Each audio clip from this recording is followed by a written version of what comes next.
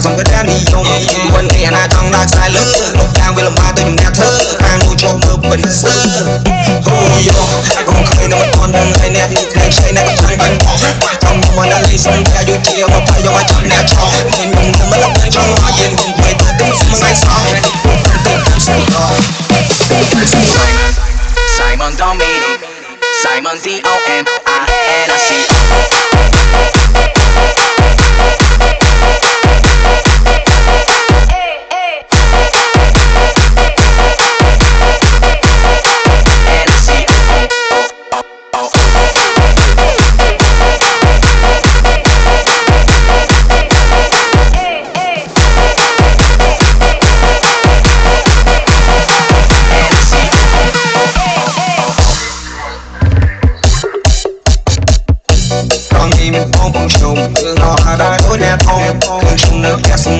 anh nhung ta dòng cái đen đi yom quân kia na trong đặc sai lớn lúc đang về làm ba tôi nghe thơ hàng nuôi cho mưa bình sơ